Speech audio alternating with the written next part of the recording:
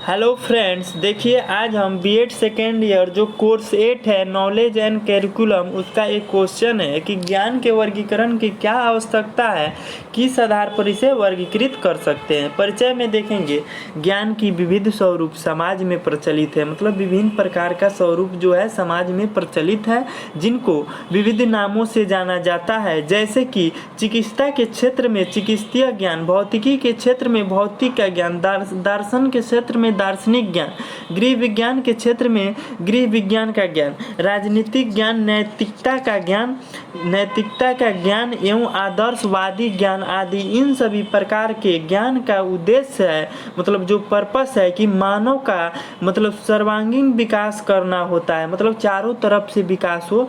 इसीलिए ज्ञान को का वर्गीकरण कई टुकड़ों में कर किया गया है, जिससे समझने में अच्छा से समझ में आ सके।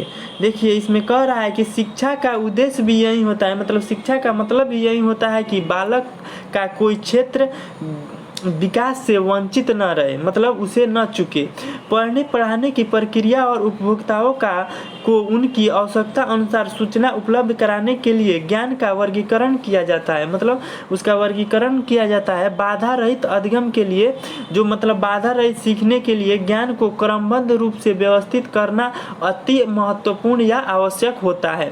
देखिए ज्ञान के वर्गीकरण का अर्थ क्या होगा, यहाँ पे समझिएगा कि ज्ञान के वर्गीकरण का आशय ज्ञान के विविध स्वरूपों और उनके स्वरूप, उपयोग एवं आवश्यकता के अनुरूप वर्गीकृत करने से होता है।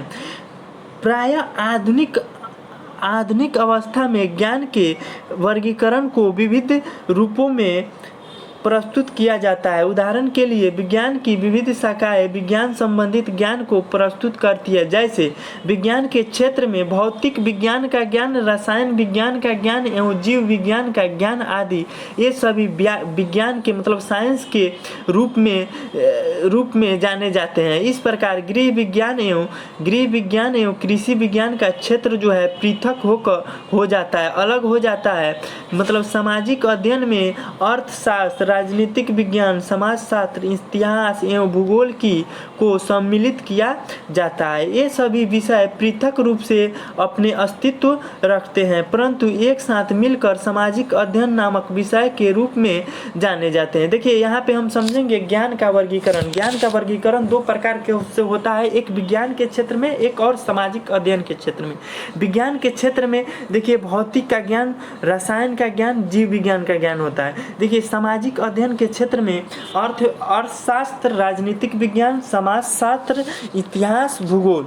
देखिए इस प्रकार देखा जाता है कि ज्ञान का वर्गीकरण एक व्यापक प्रक्रिया है, मतलब बहुत ही बड़ा प्रक्रिया है। इसका उचित रूप में वर्गीकरण करके विद्यालय में पाठ्यक्रम के रूप में क्रियान्वित करना भी कठिन कार्य है, परंतु जब इसका वर्गीकरण वर्तमान समय की आवश्यकता अनुसार कर दिया जाता है तो इसका लाभ विद्यालय, छात्र, शिक्षक एवं शिक्षा व्यवस्था को पहुंचती है। मतलब वर्गीकरण जब कर दिया जाता है जिससे उसको छात्र को भी लाभ मिलेगा, मतलब अलग अलग करके पढ़ेगा, शिक्षक को भी लाभ मिलेगा, शिक्षा व्यवस्था को पहुंचता है। परिभाषा में देखेंगे प्रोफेसर एस.के. दुबे कहते हैं कि ज्ञान का वर्गीकरण एक व्यापक प्रक्रिया है जिसमें विद्यालय स्तर पर छात्रों का सर्वांगीण विकास हेतु ज्ञान का निश्चित स्वरूप प्रस्तुत किया जाता है, जो कि पाठ्यक्रम पाठ्यक्रम सहगामी क्रियाओं के रूप में प्रदर्शित होते हैं। ज्ञान के वर्गीकरण की क्या आवश्यकता है, इसको आइए हम समझेंगे। ज्ञान के वर्गीकरण की निम्नलिखित आवश्यकताएं हैं। देखिए पहला आवश्यकता है कि ज्ञान का वर्गीकरण से किसी भी वस्तु को कम समय में तथा कम परिश्रम में जाना जा सकता है। जैसे मतलब कोई भी विषय का अलग अलग मतलब टुकड़ा कर के पढ़ाया जाएगा, उससे क्या होगा, कम समय तथा कम परिश्रम में अच्छा से आदमी उसको जान सकेगा। यह स्मरण की प्रक्रिया में भी सहायक है, मतलब विभिन्न वर्गों को हम आसानी से स्मरण रख पाते हैं, जो मतलब कौन सा वर्ग में कौन सा चैप्टर में मतलब कौन सा विषय में कौन सा चैप्टर को क्या पढ़ना है, इसके बारे में हम समझ सकते हैं। तीसरा कहता है कि ज्ञान के वर्गीकरण द्वारा व्यक्ति किसी भी चीज़ को आसानी से समझ लेता है। मतलब ज्ञान का वर्गीकरण होगा उससे व्यक्ति जो है किसी भी चीज़ को आसानी से समझ लेता है, क्योंकि इसका संबंध जो है समानता से होता है। ज्ञान के वर्गीकरण के द्वारा ज्ञान की वृद्धि होती है, क्योंकि वर्गीकरण के द्वारा कम समय में अधिक वस्तुओं के बारे में जानकारी प्राप्त किया जा सकता है।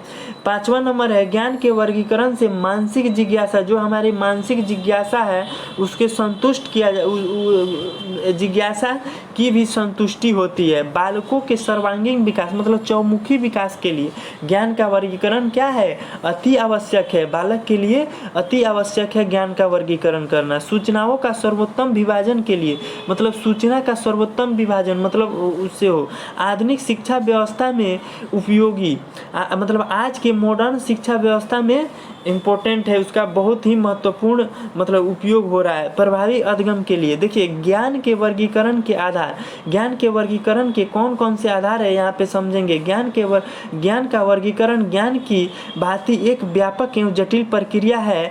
आज प्रत्येक अभिभावक विद्यालय एवं विद्यालय ज्ञान से यह अपेक्षा करता है कि उसका बालक का जो है चारों तरफ से मतलब सर्वांगीण विकास हो तथा बालक को समाज, राष्ट्र एवं अंतर्राष्ट्रीय स्तर पर प्रसिद्धि प्राप्त हो। ज्ञान का वर्गीकरण उन अपेक्षाओं एवं मान्यताओं के आधार पर होनी चाहिए जिससे कि वह समग्र रूप में प्रस्तुत किया जा सके। ज्ञान के वर्गीकरण के निम्नलिखित आधार हैं जो इस प्रकार हैं। देखिए ज्ञान के वर्गीकरण के आधार, देखिए वर्गीकरण के बहुत से आधार हैं, देखिए हम एक एक करके देखेंगे। पहला यहाँ पे है दार्शनिक आधार, दूसरा है सामाजिक आधार जो समाज के द्वारा होता है, राजनीतिक आधार, प्राकृतिक आधार, आर्थिक आधार और जो नैतिकता पर नैतिक आधार, मानवीय आधार, आध्यात्मिक आधार, सार्वभौमिक आधार, सांस्कृतिक आधार, धार्मिक आधार, वैज्ञानिक आधार। देखिए दार्शनिक आधार क्या है यहाँ पे समझेंगे हम, मतलब कि दार्शनिक आधार क्या है। ज्ञान के वर्गीकरण का प्रमुख आधार दार्शनिक विचारधारा को माना जाता है। प्रमुख आधार जो है दार्शनिक विचारधारा को माना जाता है।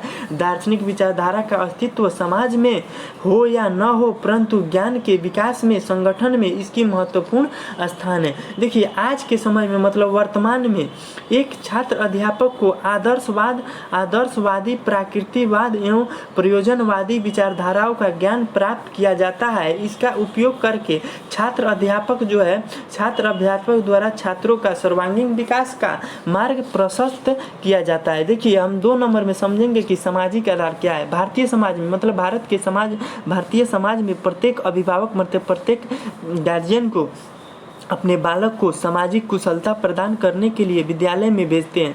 मतलब सामाजिक कुशलता प्रदान करने के लिए विद्यालय में भेजते हैं जिससे उसको समाज में सम्मान प्राप्त हो सके, जो समाज में उसे सम्मान मिल सके।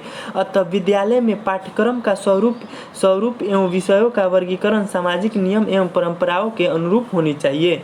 देखिए राजनीतिक आधार समझेंगे। राजनीतिक आधार क्या है। ज्ञान के वर्गीकरण में राजनीतिक व्यवस्था एवं नीतियों को भी ध्यान में रखना चाहिए। राजनीतिक व्यवस्था में सभी व्यक्ति ज्ञान के व्यापक प्रचार प्रसार के लिए वचनबद्ध है तो निश्चित रूप से इन सभी तथ्यों पर ज्ञान के वर्गीकरण में ध्यान की आवश्यकता होगी। देखिए प्राकृतिक आधार का मतलब कहने का मतलब है कि ज्ञान के वर्गीकरण में प्राकृतिक व्यवस्था को भी सम्मिलित करना चाहिए। प्राकृतिक व्यवस्था में प्रकृति प्रदत्त संसाधनों का उपयोग वर्गीकरण में उचित रूप में किया जाना चाहिए। इसलिए छात्रों को प्राकृतिक पर्यावरण से संबंधित ज्ञान प्रदान किया जाना चाहिए। आर्थिक आधार क्या है, जो मतलब ज्ञान के वर्गीकरण को आर्थिक आधार पर प्रस्तुत करना, छात्रों को विविध प्रकार के उद्योग धंधों का ज्ञान प्रदान किया जाता है। मतलब उद्योग धंधा जैसे मतलब कैसे अपनी मतलब उद्योग धंधा कर सके जिससे वह समझ सके कि औद्योगिक विकास जीवन में रोजगार एवं धनोपार्जन मतलब धन का उपार्जन के लिए आवश्यक है। नैतिक आधार क्या है। ज्ञान के वर्गीकरण का प्रमुख आधार नैतिकता को भी माना जाता है। समाज में नैतिकता की स्थिति सर्वोच्च रूप से होने पर समाज का कल्याण होता है। इसीलिए प्राथमिक स्तर से ही नैतिक शिक्षा को अनिवार्य रूप में प्रदान किया जाता है। मानवीय आधार क्या है। ज्ञान के वर्गीकरण का प्रमुख आधार मानवीय आधार में देखेंगे। ज्ञान के वर्गीकरण का प्रमुख आधार मानवीय आवश्यकता एवं विकास होनी चाहिए। इसके साथ साथ ज्ञान के वर्गीकरण का आधार मानवीय गुणों को भी माना जाता है। विश्व बंधुत्व एवं भाईचारे के विकास से संबंधित गुणों को ज्ञान का वर्गीकरण का प्रमुख आधार बनाया जाता है। देखिए आध्यात्मिक आधार में क्या है, आध्यात्मिक भारतीय समाज में सांस्कृतिक में आध्यात्मिक का महत्वपूर्ण स्थान है। किसी भी छात्र का सर्वांगीण विकास उस स्थिति में पूर्ण होता है जब उसका आध्यात्मिक विकास संभव हो। इसीलिए ज्ञान के वर्गीकरण में आध्यात्मिक विषयों को स्थान दिया जाता है। सार्वभौमिक आधार मतलब यूनिवर्सल जो आधार क्या है, ज्ञान के वर्गीकरण में सार्वभौमिक आधार की प्रक्रिया का आशय ज्ञान के उन सभी तत्वों एवं मान्यताओं को समाहित करने से है जो कि संपूर्ण विश्व में समानता से स्वीकार की जाती है। जैसे विश्व शांति के लिए ज्ञान, विश्व संस्कृति के लिए ज्ञान, अंतर्राष्ट्रीय व्यापार विकास के लिए ज्ञान।